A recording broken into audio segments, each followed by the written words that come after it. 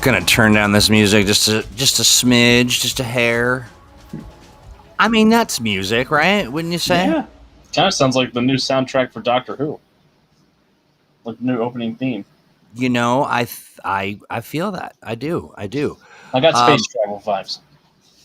a sure sign it's Monday, says Sean Vieira, because it is Mutants and Masterminds Monday, and I might as well do this. One moment. Boom. Ta-da. Gentlemen, how are you doing? Fantastic. Pretty well as Mondays go. Pretty good. Okay, well, that's good. I mean, it is Monday, and it is Mutants and Masterminds Monday, which means it is the best part of Monday. So. it is the very best part of Monday, arguably the week. I will tell you, I'm suffering right now from an affliction and sort of an infestation of one giant cat who is insisting on being a part of the program. So you may hear me, hanging out with that cat. But in addition to hanging out with the cat, we're also hanging around with Steve Kenson. How are you, my friend? Doing good. Doing good. Yeah, good. And Alex, how are you, my friend? I am wonderful. Having a great Monday and excited to be talking about Starhaven some more. Right? Absolutely. Yeah. So we're talking about districts, the districts of Starhaven. And for those who maybe not have gone on this journey with us, let's unpack a little bit about what Starhaven is and what it's all about and what we're talking about today. So the brief overview is that Starhaven is a project that got launched on the Mutants and Masterminds Patreon, which is over at patreon.com/mutants, A-N-D, masterminds. That's it. And after we played in Alex's Siege of Starhaven adventure, which was set in Starhaven, a lot of our Mutants and Masterminds fans were like, tell us more about this place. And this looks really interesting. And so we conceived the notion that we would devote our summer months to working on and developing more information about Starhaven as a Mutants and Masterminds setting. It's a new colony on Jupiter's moon Europa that is made up of various alien refugees from the fall of the Lar Republic and the rise of the Stellar Imperium, and who have, after having received asylum on Earth, have been moved to this ancient alien preserver site on Europa that they are now in the process of reclaiming and rebuilding and exploring for their new home, essentially.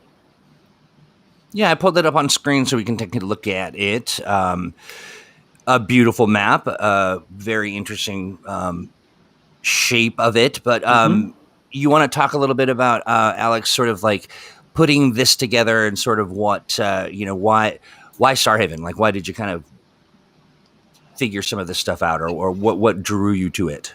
I don't know if it was just like extremely relevant in the cultural zeitgeist while I was reading that sentence about asylum seekers on Earth forced to look elsewhere. And the idea of Daedalus, who's one of my favorite Freedom Week superheroes, taking it upon himself to go out into the nearby solar system and look for somewhere that he could help these people. And it's what I love about it is it seems like it's a land of supreme opportunity and a land of supreme danger. And I think there's a lot of rich material for game masters to dive in if they want to set a whole series out there, or even just like a one-time adventure for Earthbound heroes looking to help some people who really need it. I love it. And as part of that, like we are developing all of the various pieces of lore, and we are making it available through the Patreon, of course, sharing it here because we just have so much fun.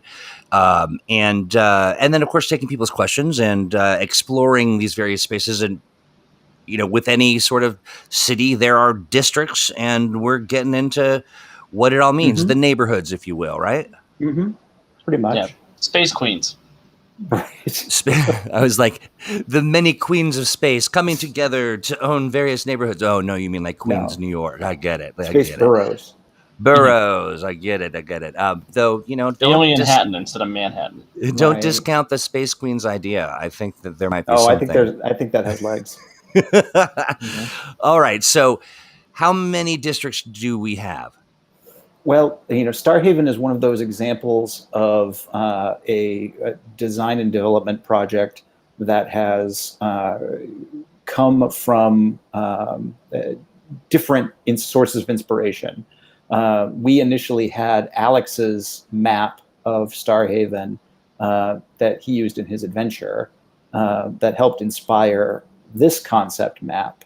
Do we have that? Because it was a little different. It wasn't too much different. I've got it. I'll grab it real quick. It's in my notes. Yeah. We'll pop it up here in a minute. It's on my Photoshop file. And so, as far as Starhaven was concerned from a design perspective, the map came first.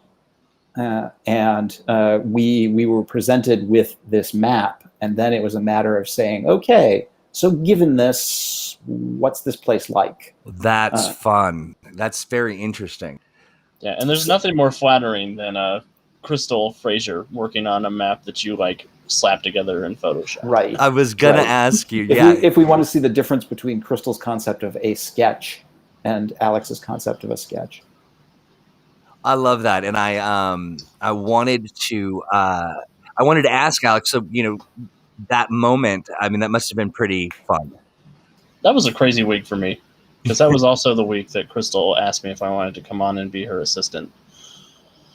So that was a stressful week for Alex Thomas. I love it. Yeah. And I'm looking at the chat here, and let's see. Our friend Sean Duggan says, "Hey, Jason, good to see you as well." And Apook says hello from the Freedom City server. John's here. Oh man, we got the whole team. We got all the Seans. Awesome. We got a John, and we got a question. So. Or kind of a more of an observation, and that's just the notion that the enclosed circles within the star makes our friend Sean think of alchemy and ritual magic and that kind of stuff. Let's talk about the inspiration. I think the important thing to keep in mind is with preserver technology, which is what Starhaven is based on, anything can be magic that is sufficiently advanced technology. Yeah, there you go. Without a doubt. There you go. I love it. Maybe it is based on ley lines or big alchemical circles. Right. Or maybe ley lines and alchemical circles are all based on dim memories of the preservers. Mm-hmm. True that. Yeah. We're just barely tapping into the technology of another whatever. I mean, I love it. Maybe Starhaven's a death ray pointing at Earth. Who knows? Right. I love that idea. Right. Cheery. That's fun. Well, we better start getting into it while we can. But looking at the map, so we talked just a bit about it, so we've got the kind of the flower shape, and then you've got the star. And what is the outer area there? Am I to take this map literally? This is literally what we're seeing. So looking at Starhaven from above, which is what this map is doing. Essentially, you have 5 interconnecting domes or hemispheres that form this outer perimeter, what we call the green zone. And those domes essentially enclose a terraformed region that the preservers sculpted to be very much like Earth was about 100,000 years ago, give or take. So like the Pleistocene era, thereabouts. So it's still very familiar in a lot of regards, in that it's big open grasslands and rolling hills and trees and a lot of features that people from Earth would find very familiar. But it's also a kind of a nature preserve / experimental area for a bunch of now on Earth extinct animal life that the preservers brought to Europa, to Starhaven, as part of their experiments. So there are all kinds of megafauna, from woolly mammoths to saber-toothed cats and the like, that are wandering around the green zone because their ancestors were brought here by the by the preservers originally. That's amazing. So some of these mega fauna were like part of scientific experiments and things, or evolutionary experiments, or that's what people are guessing, because that was a big focus for the preservers. I mean, for all we know, they just set it up as kind of a zoo, but it appears that was their intention. Yeah, the sloths are giant and pissed off on Starhaven. Right. Yeah. Do you think that there's like a giant capybara? It could be. Okay. You've piqued my interest. Yeah. And so we're talking about today. We're breaking down the districts that are basically the star part, right? Yep. Yes. Okay. Yeah. Go ahead. So the inner star part essentially is what we call the urban zone of Starhaven, and this part under and within the domes is essentially built up as a technological city, essentially, and it resembles some Earth concepts of cities in that it has buildings and it has streets. And the like paths that run between the buildings. You can see some of the big sort of avenues and the like. We don't know why the preservers laid it all out the way they did, because a lot of what the preservers do is strange and mysterious, and for their own particular reasons. The conceptual idea is that there's an additional sixth dome, essentially, in the center. So that the center of Starhaven rises a good deal higher than the rest of it. And that central area is potentially a lot taller and has that sort of science fictional domed city look to it as far as that goes. So we can play around with that. So essentially with the shape of the star, we have 6 districts. We have the outer 5 points of the star, and we have the central area that's defined by the middle dome area as far as that goes. Okay, so looking at the map real quick. So we say are each of the points of the star are a sort of area, like a burrow, and then is it the entire circle here in the middle, and then it rises up to the dome, to kind of there's like sort of the smaller circle. Pretty much, yeah. Okay. It's the notion that area tends to be a little more sort of high altitude, potentially. You can have some taller buildings. I gotcha. Yeah. And then do we? I think I'm way into this, so I might have lost track of my questions here. But the outer areas here where we're looking at, and we see some of these circles and stuff. What was that again? That's are those? So we're talking about the notion that outer area is some sort of ancillary location. Okay. And we haven't gotten into a lot of detail about it. Sure. But it's basically the key notion behind it is, for some reason, the preservers wanted this area to be separate from Starhaven. And it has its own self-contained environment that doesn't interact with Starhaven's environment. Oh. And that, of course, raises some red flags where the people who are exploring Starhaven are concerned. Why would the preservers want this small, separate, independent environment that is in no way connected to the other environment they built? What were they doing there, or what did they intend it for, that it needed to be isolated? Oh, holy smokes. I'm sorry to interrupt, but I've got some news. Jay Gray's joined us. Oh, welcome, Jay. Nice to see you again. It's been a long time, my friend. It's good to see you, and welcome to the party. We are talking about Starhaven. It's the summer of Starhaven, Jay. You may already know that, because I'm certain you keep up on our antics by watching all of our video on demand. And if you need me to sign anything, I'll be happy to do that. Yeah, this is it's what a great thing. This is really great. And look at that. Just like right out of the gate. Dropping links. That's a monster link post for Steve. Right. Yeah. Oh, that's like, it's all of the things. But Jay Gray is our original Link Wizard. It says, "Howdy, sorry, I just graduated from game design." That's great. Well, congratulations on graduating from game design. But we are so glad that you stopped by, and everyone else as well. And okay, so do we want to unpack some of these districts? Yeah, sure. All right. I am pulling up my document, but I'm going to go. Who wants to kind of dive into this? Alex, first? do you have the districts in front of you? I do have them in front of me. All right. Why don't you lead off? I actually have my condensed version of the big document. Crystal even wrote better. Because I'm working on the Siege of Starhaven adventure for the book.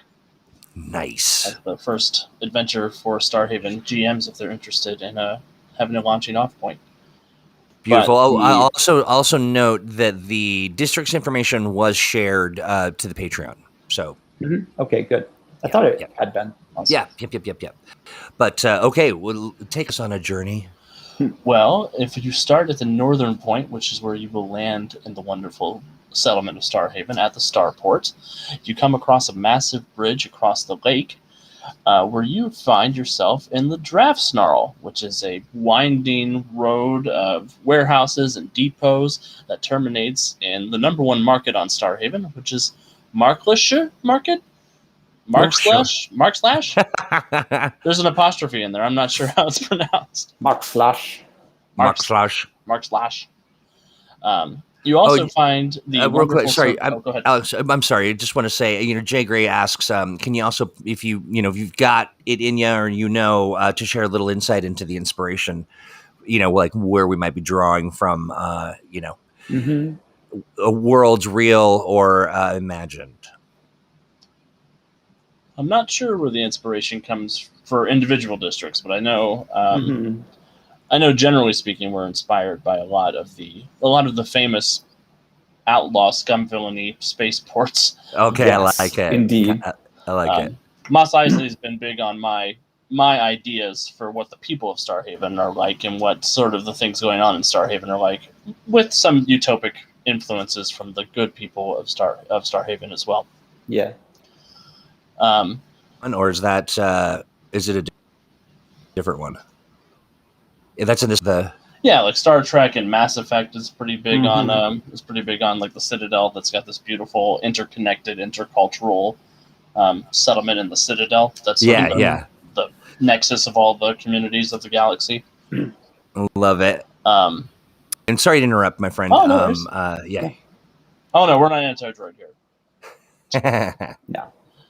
Daedalus is very big on droids. Actually, I was going to say robots are quite common on Starhaven. Singing robots. We do serve their kind here. Yeah, there are some concerns about robot pirates, but that's another matter. They've started a glee club. They're very happy. Okay, I'm sorry. So where do we leave off now? But yeah, just the main points of the promenade. It's sort of a mass of warehouses and depots and supplies coming in and off of Earth, bound for Starhaven and from the wider galaxy at large, as the newly elected Low Republic is trying to make intergalactic communications with people. There's the Lar Lake, which is that big body of water there, just along the northern point of the star. And that's also where Europa Light and Sewer can be found, where the engineers group is reactivating all of the essential services of Starhaven. So life support, water, air supply, all sorts of fun stuff. And that leads into the middle district, which Steve was talking about, that sort of raised altitude central district is what we're calling it, which is the home of the Preserver Hall, which is a palace-like administration building where Unison, Aegis, and the newly elected Low Republic are all running things at Starhaven. By the way, an election decided by Patreon folks. Yes, decided by our patrons. I was pretty shocked, honestly. Well, given their choices, As the representative of the Low Republic, I was not surprised. Sean Vieira asks, any Cowboy Bebop influences? Oh, I love Cowboy Bebop. So the answer to that is yes. Yeah, I think you get a certain amount of that. Much like Star Wars, that sort of dirty old tech, vibe from a lot of parts of Starhaven. Yeah, the Wild West meets science fiction's always been cool to me. Very much so. I love that. Hey, I like it. All right, so now we're center here.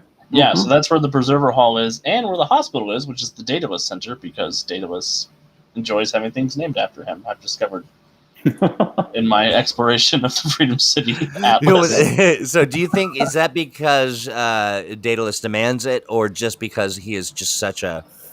I was going to say, I think that people have a tendency to name things after Daedalus in spite of his best efforts. Gotcha. Yeah. All right. Not that that isn't a very Hellenistic thing to do. Indeed. All right. And so as part of this, and it is called the Central District? Mm-hmm. Yep, the Central District. Yep. Okay. That's also where the schools are, including the Itane Academy and the Minos Secondary School. All right. Now these are schools and the organizations that have kind of come together under the government have created these, but they weren't necessarily oh, look, a school No, they were like, oh, look, a building we can use as a school. Hey, gotcha. No telling what horrible preserver secrets hide behind the walls. And that's a lot of the quality of Starhaven is there. So much of what is there is being repurposed, and so like Alex says, there's really no telling, what a particular structure was originally for, or what it held, or what is underneath it, or what that button does. So or what could go wrong. Yeah, I love it. All right, awesome. Yeah, and I'm really interested in the idea of having exchange students from the Claremont Academy or something like that popping over to Starhaven for a semester. I think that'd be a really fun. Character to play in a game. It would. That's great. Some diplomatic sort of exchange. Yeah, that's. And basically, the promenade, that northern point, and the central district are pretty much the sort of, for lack of a better term, settled areas of Starhaven, because they're where the colonists started. You can get access to the city. It's where the starport is, and all of that. And so they've sort of settled and spread out from that point, much just like people arriving on a strange shoreline. And the further south you work your way into the city, the more sort of unexplored and mysterious things get. Aha. I like that. I'm looking at the text for this. So the Central District, it just seemed like we were leaning pretty heavy on learning. Mm-hmm. Mm-hmm. And governance. In governance. Yeah. Governance. And talk to me about the, let's see. Yes, okay, Stargate Atlantis is a big inspiration. Oh, good call. If you want to talk about like mysterious ancient alien city that got left behind, yeah, definitely. That's great. That is awesome. And so, talk to me about the forums. So the Lore Republic is big on public exchanges of knowledge loudly and about yourself. As the ancient Greeks and Romans were. Mm-hmm. So those are open areas on various corners around big avenues where scholars can come and debate subjects, or come and give symposiums about, I think this is what this building in Starhaven is for, or I think this is the truth of the universe and the answer to the question of everything. Mm-hmm. Right. I gotcha. And they're so into it that they have created these spaces for the exchange of their information to others. The free exchange of ideas, which of course it often devolves into loud public arguments. Okay, and they're like obstructing the street. Yeah, they don't have social media on Starhaven, so they've got to go give angry comments in person. Right. I love it. That is great. And I do remember reading something that rubs some alien species the wrong way, because speaking like that in public is highly frowned upon. Right. And it's kind of another one of those examples of how the lore humans in Starhaven have a bit of a tendency to just sort of assume that everything is going to go the way they want to do it. Jean Vieira says Reddit in person. Yes, exactly. It's like live action Reddit. Jeez. Welcome to the forum. This is my Ask Me Anything. Yeah. People can upvote and downvote. That is great. Very evocative. Thank you, Sean. Awesome. Okay, so where are we off to next, or is there more here to unpack? I think that's pretty much the gist of the Central District. We could talk about the wings now, which is going to be the east and the west sides of Starhaven. Those points on the far ends. The East Wing is actually where all the robots live. That's the Robot Forge that Daedalus brought back online to create all of the automated workers and sentinels who keep an eye on the place and are working on helping clear out the uncivilized areas of Starhaven. The East Wing is also where the Dark Well is, which is the elevator that goes down to Seahaven, which is another settlement on Europa designed for aquatic species aliens. Oh. Because Europa's outer surface is essentially just a thick layer of ice that has formed over its subsurface ocean. And so there's a shaft, essentially, that extends, that's the Dark Well, down many kilometers through the icy surface of Europa to the essentially sunless ocean hidden beneath it. Or Seattle. No, I'm just kidding. Right? It's dark and it's wet. Seattle, I can appreciate that. That's true. It sounds like my favorite place to be, yeah. They make a ton of grunge music in Seahaven, too. I imagine. A lot of cardigans and, yeah. And flannel. Yeah, a lot of flannel, yeah. All right. Well, so now, and when people settled here, when the refugees, formed this this space, or filled the space, probably better said. Did they come with aquatic species, or were the aquatic? They did. Okay, gotcha. They did. A number of the refugees are from various aquatic species. Yeah, the Stellar Imperium chased people from all across the galaxy to Earth. And although the Lar Lake around the northern point of Starhaven is pretty good sized, it's still not a large enough environment to accommodate all of the aquatic species who might live in Starhaven, thus the establishment of Seahaven. Very interesting. So what about the exchange of information between, sort of the deeply aquatic and the not so much? Like, are they participating in government? Are they just happy kind of being cold and wet? I kind of picture it like the relationship between the surface world and Atlantis on Earth. Where there's sort of a cool detente between the two of them, and they're willing to exchange materials and ideas, but they sort of want to do their own thing without being. But wary nonetheless. Gotcha. Yeah. They're a little more dependent, on each other as far as that goes. But there is definitely that element in Seahaven that's like, we've got our space, and it's probably best if you just keep out of it. Mm-hmm. Yeah. No Reddit in person here in the the icy under city. I mean, yeah, that's interesting. I love it. They refuse to see Lord diplomats. Exactly. They'll see diplomats from Starhaven, but they got to be from somebody else. Right. Less talkative. Okay. Well, so now we talked about the Dark Well, Seahaven. Then we move on to. The West Wing on the other side of Starhaven is also really fascinating to me because it's a bunch of environments that are all sort of overgrown with like deserts and tundra and jungles and all sorts of weird biomes that the preservers left behind that are crawling with strange ruins, secrets, and stockpiles of stuff. Okay, that's promising. Sean Vieira's is great. At least in my Starhaven, planning to have a place called Rick's Cafe Americain.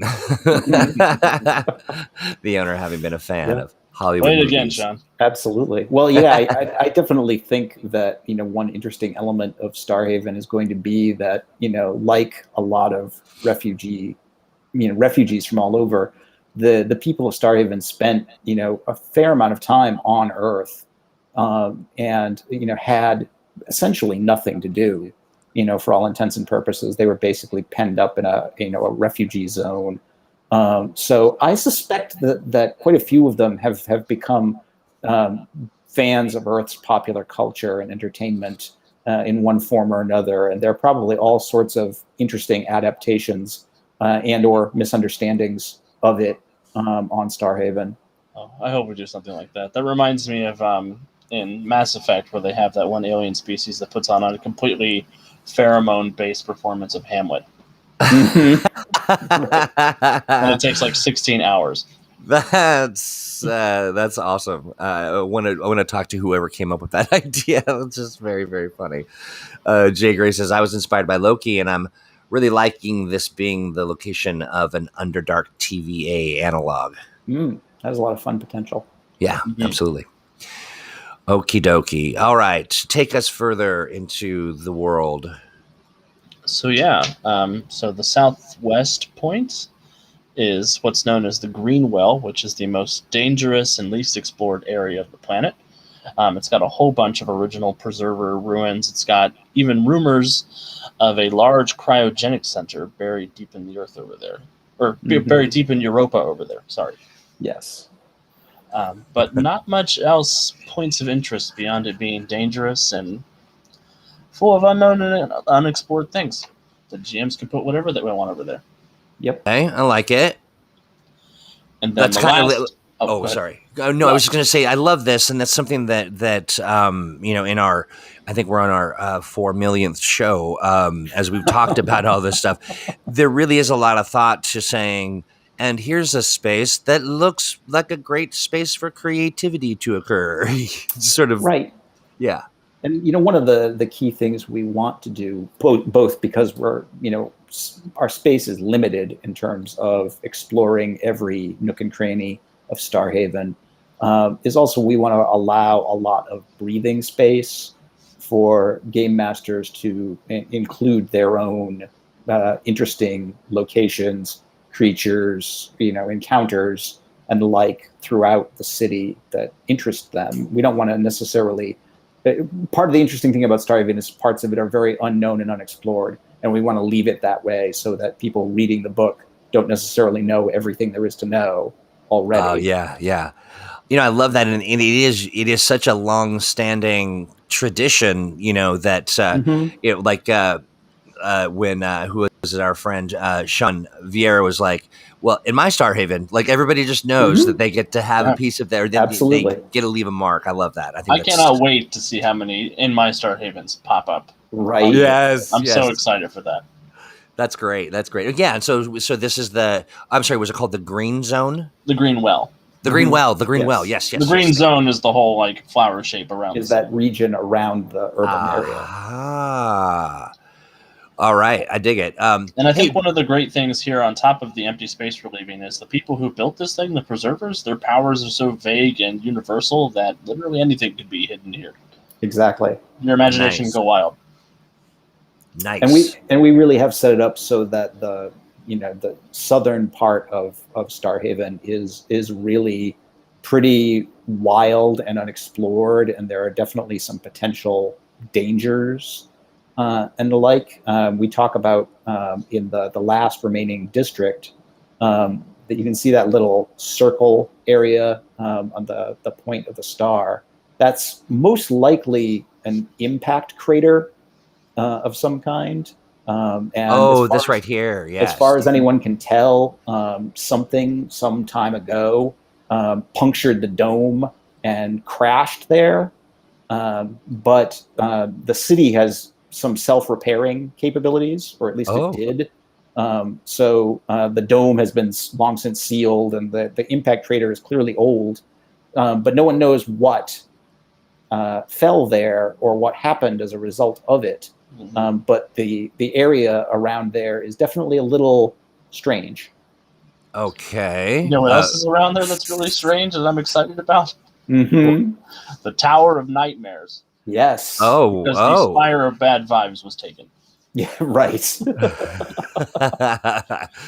Hey, Jay Gray says, well, it's actually how TTRPG design works. You create a great setup where the GMs can then come and build the rest of the unique variant of it. And absolutely 100%. And I think what I love about kind of this era of tabletop roleplay that we're in is we're just seeing such a explosion of growth and interest in people that are just like, okay, yeah, I'll get into this. And I love that we, that we pause and take some time to sort of recognize, like, Absolutely. insert human here. Like, I think that's great. Yeah. Well, I mean, every tabletop game master and game group is a group of creators in their own right, and never before have we been able to work so closely together with the people who are actually playing our games and running our games, in terms of the way we are through the Patreon, and Oh, through yeah. conversations like this one, where our players are inspiring. It's very much the same relationship players have with their game master at the table.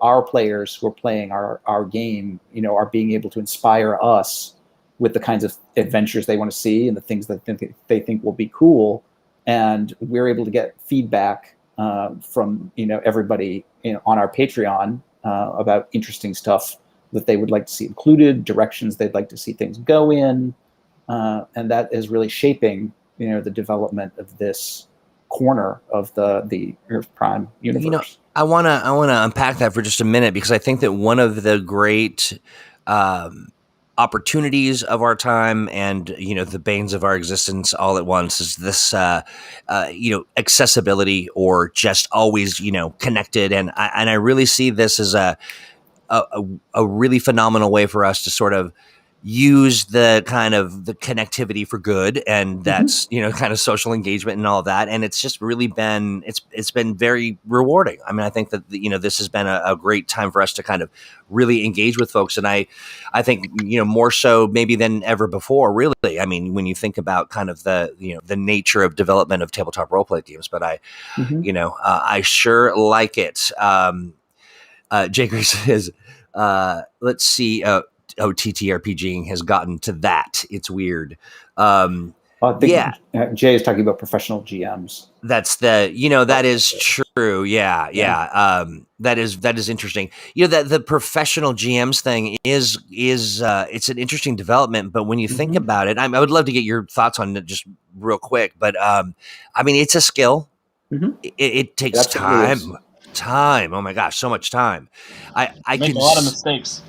Yeah, absolutely. Yes. Yeah. So why not get paid for them? That's what we do. If we, I'm thinking more so along the lines of like, I can feel the sort of breaking of the the law of doing GMing, like that it's got to be this sort of holy space where you freely give of your creative talents, and I think that is I get it, but I also I also think labor is labor, and people should they should be able to do the thing they love while also taking the time out of their life that they would be working, so they can eat or buy more tabletop roleplay stuff. And I mean, statistically speaking, there are a lot more players than there are GMs in the world, because for every GM, there's 4 to 6 players who may or may not also be GMs. So that's so funny. That's exactly what Sean Vieira is saying. Basically, forever a GM these days only get to play at cons, right? Yeah. I want to touch real fast just on Pook says, I have mixed feelings about the idea of paid GMing. It's funny. Pook, I knowing him well, like he's a purist for sure, like for himself, but he's like doesn't block anybody from kind of or deride them, but it's definitely Jay Gray says, I'm not saying people should get paid. It wasn't my idea. I had groups that loved my style of jamming. Yeah, and it is clearly it is clearly your mileage may vary, but I can see why. I mean, like you said, it's a hobby. It's a skill like any other. It's a hobby that a lot of people enjoy, but a key element of sort of one of the driving engines of the hobby is the game master.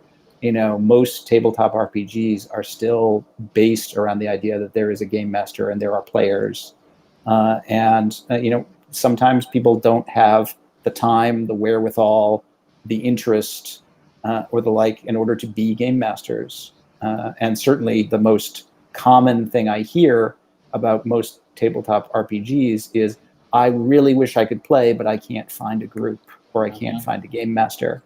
So, to me, it's perfectly valid in, today's interconnected gig economy. If you have, the means in order to hire someone with the skills to be a game master for you and your friends, why not? Yeah. And if you can all pitch in, I was going to say Jay Gray, but I meant Jay Gray did say it should be mixed, and I agree, because I think the reality is it will Sure. be. But I think it's good to embrace that. But I like the notion of players getting together and really realizing that it's expensive. I mean, there's a lot to do. Yeah. A lot of you've got.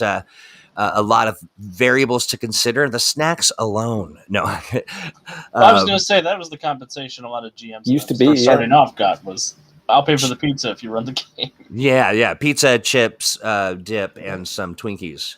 Because the GM, I mean, in a lot of groups, I won't specify a lot, but a lot of the groups I've experienced, the GM's usually the one who bought all the books, who's bringing the dice, who's running the game, who spent the time to learn everything, and oftentimes really having people come over to their house to have the game happen. So it's, I don't know, I'm not opposed to the idea of a GM seeking compensation for that particular skill. I'm not either. But the other thing as well is, I think that there's a fear of a diminishment of I think that one thing that will need to be recognized is that this hobby thrives when new people can engage and be a part of things, and and that includes GMing, right? I mean, we just absolutely definitely want to diversify and do that thing. But Frankie Blankenship says we're really close to AI GMs, and that's kind of true, isn't it? I don't think robots are ever going to take my job. Yeah, I was just going to say, I think that would actually be a really effective Turing test. Is if an AI can actually run an RPG campaign, I would be pretty impressed by that. Or if an AI could be anything like Steve Kenson, hardly, please. Please. Yeah, they broke the mold when they made Steve. Yeah, exactly. Beat up the mold makers while they were at it. Never build another. There's definitely an element of, like any hobby, especially a creative hobby, there's an element of tension in terms of, or back and forth between folks who do create for the love of the hobby and the being able to create, and people who want to, in one way or another, monetize what they're creating. And whether it's artwork or writing or rules design or game mastering as a service or any number of other things. Yeah. And it's always, like any hobby, it's always balancing that and not, understanding that not everybody wants to monetize their hobby, and at the same time that people who want to be paid for their work should be fairly paid for their work. Truth. And I also think that, sometimes payment for work or recognition of hard work, spent to bring a particular event to life for people, is sometimes, definitely people are like, hey, I love doing this, I also need to eat. But then other people are like, I love doing this, but we should be doing good things for the GMs anyway, right? I mean, we should be doing something special after an epic. I mean, it's funny, I don't really think in any of the games that I played in my, what am I, 30, 25, 22, that I don't know that there's ever been like a GM gift or a it's usually been the gift of pedantic argument over rules, and you know what I mean? So food for thought for all those folks out there. Giving. Yeah. That's right. I've been very fortunate in that regard, because at least after a lot of the games, players will say thank you for running the game, or occasionally people will clap, and that's always fun. Right. I never know how to take it in the moment, because I hate taking compliments. I deflect them, but it does. I don't know. It's nice. Yeah. Interesting. Yeah. I think that we've kind of touched inadvertently on a thing that is people are really thinking about, of course, tabletop role play community people are like, but the rules should, and when do we establish the thing, and the order of operations and all of that. And I like Hanover Fist was talking about, of just making sure that you discuss the fees and that they're fair, and that's Absolutely. absolutely right. Yeah. That's true with any contract position, though. Like This, we got a guy in here. I don't know what's his name. Cries Primo. Primus, you can't quit your job. Primus saying, maybe I should quit my job and become a professional GM, says the guy who has spawned 1,000 careers of the GMs of today. That's funny. Yeah, I do want to touch on something Troy said earlier, that I do think it is a primary job of the DM to bring new people into the hobby.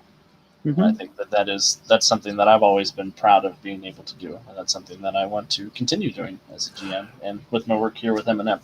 Yeah, I love that, Alex. And Steve, you're the same way. And there's just, I think that through our work, my work on the community side of things, it's just critical that sort of gatekeepy kind of stuff, interestingly enough, Apuk, we're all kind of thinking of that very same thing, like to us, the real poison is, creating some kind of a choke point where you've got to pass some kind of whatever, and in this case, Apuk was talking about that a paywall feels a bit like gatekeeping, sort of holding a hobby hostage. Yeah, absolutely. But let's see. I think this is true too. Hanover Fist, I think it's a safe bet that GMing will never become exclusively pay to play, because at the end of the day, really, sometimes. The knowing you did a job well and you served well and told a great story is payment enough. Well, I mean, and ultimately, tabletop gaming it's a game. It is an entertainment. It's something people do together for fun. So I don't think that it's likely that it's ever going to become so monetized that people aren't going to simply be offering games for free because they have fun doing it. Right, they're gonna suddenly bust out a bunch of microtransactions and some some chests that you can buy, sort of random loot generators and all this garbage. Oh, man. Yeah, I think we're inoculated against that particular scourge. My next game, I'm selling loot crates. Origins 2021. I'll see you there. Hey, I think that because we're so hilarious and people love all of our jokes, I'm looking at you, chat. We should do we start a sketch show where we just do ridiculous things, like GM pulls out loot. I love it. I love it. Random I'm sorry, loot the generators. +5 circumstance bonus is hidden for $5.99. Best I can do for you. Right. That's right. Just in the middle. Only now you can do this. So you have no other chance. It's $1.99. What is it? I don't know. You can see in chat the price of hero points is already going up. Oh wow! I love this. It's a bidding war. Yeah. Swipe stripe to upgrade your gear, says Michael McNeil. I love it. Oh yeah, no, look at this. We've got a bidding war. This is a remarkable event. We have done it. We've poisoned the industry with the microtransactions. Well done. Okay, well, so we've got it's 2:52. Yeah. How did that? When we started on time, we had no great glitches, and we're running out of time. Are we going to be able to squeeze the rest of this in here in less than 5? Well, that's all the districts. Yeah. Is that it? We did. We talked about all the districts. We've covered it. I mean, wow. To touch a little bit upon, Alex's favorite, bit about the Tower of Nightmares, one of the fun elements of the preservers and their technology is that at the very least, some of it in true science fiction fashion is psionic. And so we know at least some of the preserver stuff is thought controlled. And when you're wandering around a ruined city, that may have, ancient thought-controlled technology.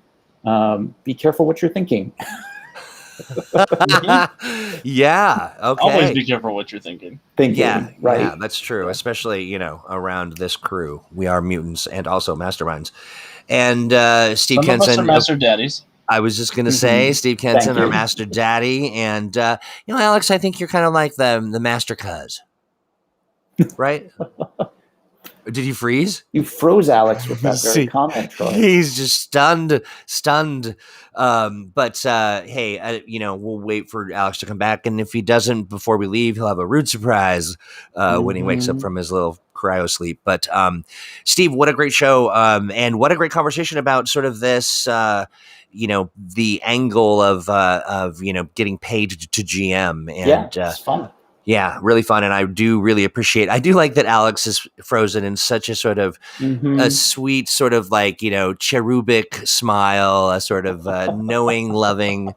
And that is how I would like That's everyone. How we'll always remember him. That's right, exactly. I would like everyone to remember Alex like that, and know that when he's thinking of you, this is what his face does. He's awfully fond of you, as am I, as am Steve. Yeah, we come to you every Monday, 2 p.m. Pacific. Do the math on the other time zones. I'm not your clock. And also, Thursday, we do Thursdays with the one, the only, the nicest guy in the biz, Owen Casey Stevens, a treasure of a human being, a absolute a man whose inventiveness and imagination I envy. And warmth and his heart and just all of that. He's a wonderful, wonderful guy. And so, why not team him up with me on Thursday to just ruin it all?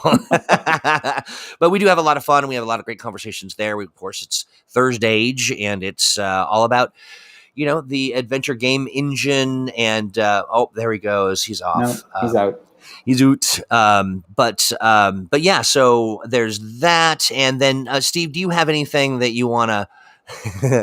Nope, he's back. There he is. I don't know if you caught what we were saying about you, but it was Troy's new great. nickname just stunned you right out of the screen. No, like you hit me so hard. I'm just glad I'm not the Mutants and Masters up because I feel like I'd be a bad uncle who I told almost you to do said things your uncle. parents didn't approve of. I almost said uncle, and I was like, I'm not going to go there because it'll have to work. But hey, Steve, real quick, talk to me about anything you got cooking on your plate. What do you got in the world of Steve? Right now, it's working on stuff over on my Patreon. Working on some still relatively secret Green Ronin projects that we haven't announced just yet. Relatively secret, in that they are a secret and related to things that you would know. Right. And of course, working on stuff like Summer of Starhaven for the Mutants and Masterminds Patreon. Fun. Now, hey, are you going to be, around traveling in the world about? I am. Along with the ownership team of Green Ronin, I am going to be at Gen Con in Indianapolis in mid-September, which will also be the first time I've ever been in Indianapolis in mid-September, because Gen Con is always in August, except for this year.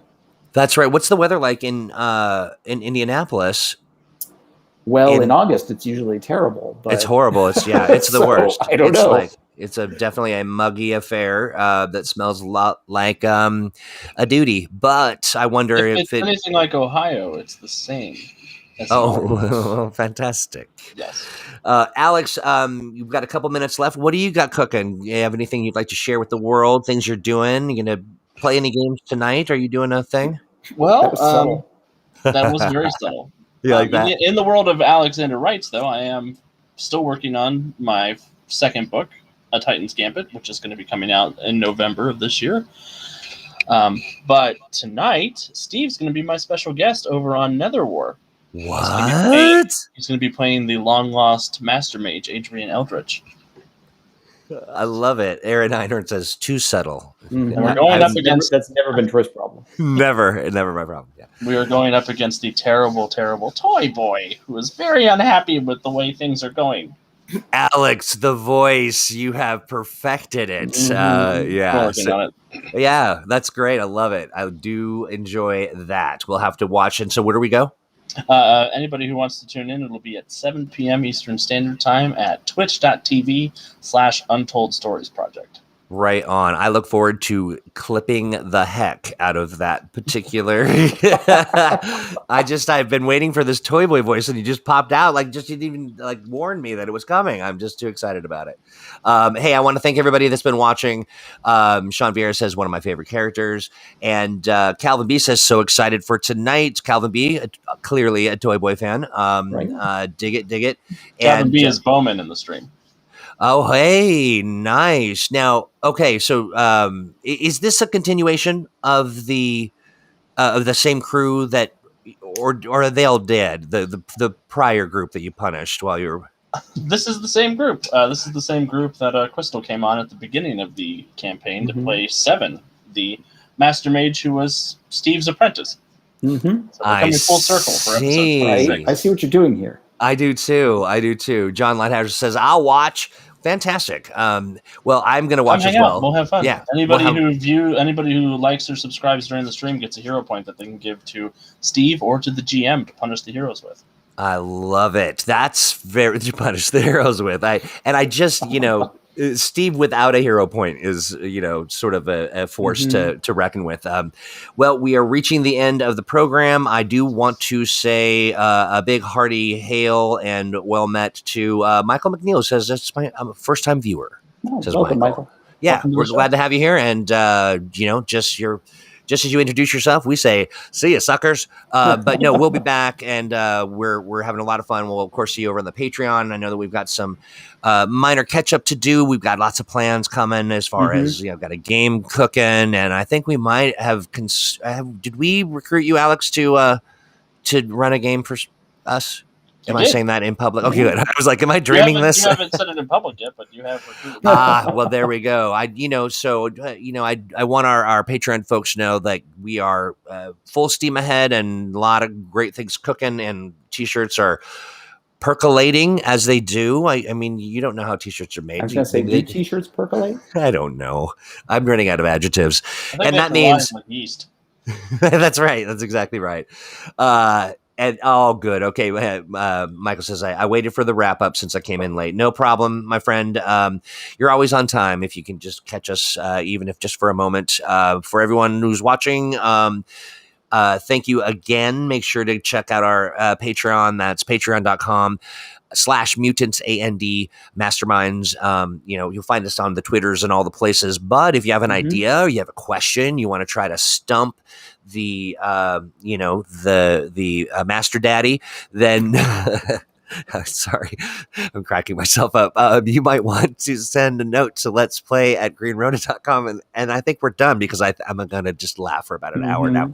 I entertain myself this way. And I should never have a microphone. Thanks again, everybody. Thank you too as well. And we will see you soon. Bye-bye. Bye all.